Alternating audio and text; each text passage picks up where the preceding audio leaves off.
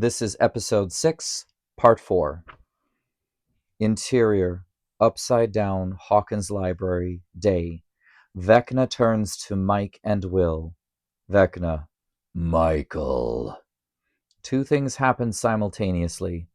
With his left arm, he levitates Mike to him, and with a gesture from his right, vines snare Will's arms and legs and drag him back to the wall where he was just imprisoned against. Will. Mike! Vecna. At long last. Watch closely, William, as I break him. Vecna's left hand begins to close over Mike's head as Mike screams and bleeds from the eyes. Interior, Hopper's cabin, day. Mike Wheeler shoots up into the air, levitating. The lights of the cabin start to build in intensity.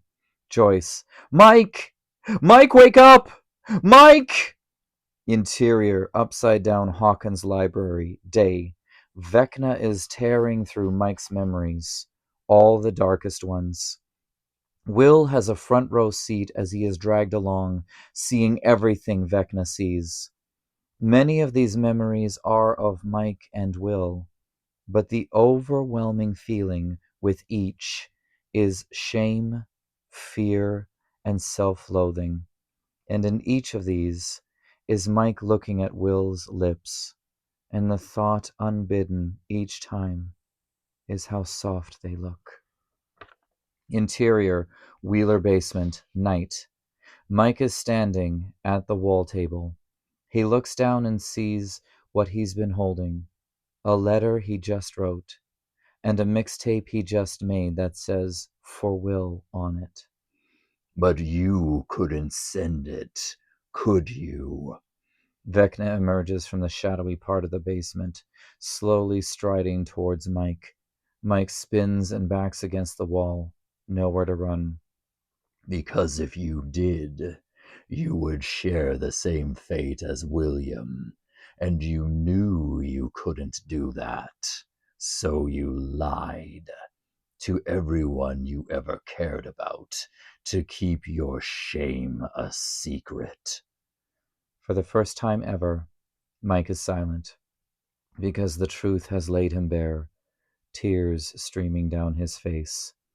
Vecna's left hand is over Mike's head, inches away from plunging in. Vecna, it will all be over soon. Vecna rolls his eyes back as the energy dials up around him. Mike in Hopper's cabin has both tears and blood streaming from his rolled-backed eyes. Joyce is screaming to Mike to wake up. Everything seems to slow down as the lights in the cabin are close to exploding.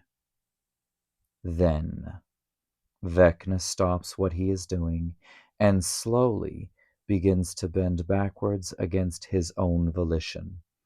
Interior, upside down, Hawkins Library, day.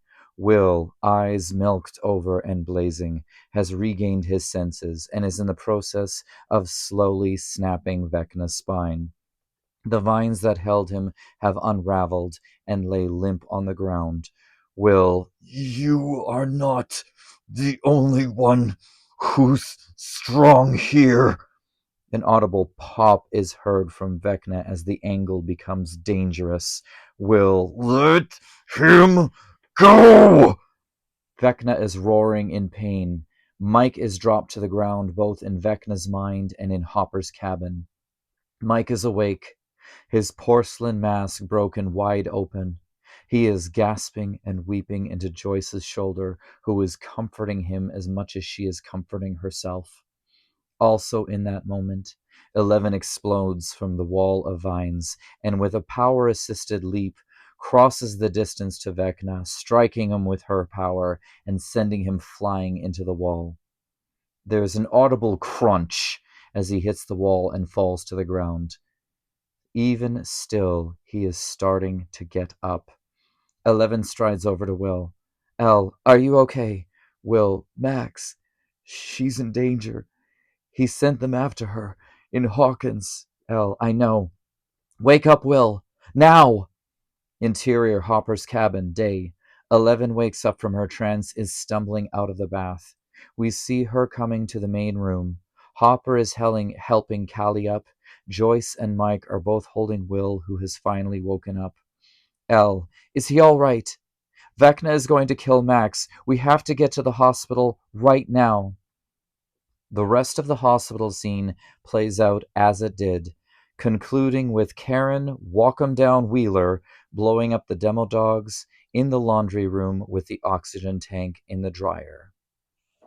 End of scene.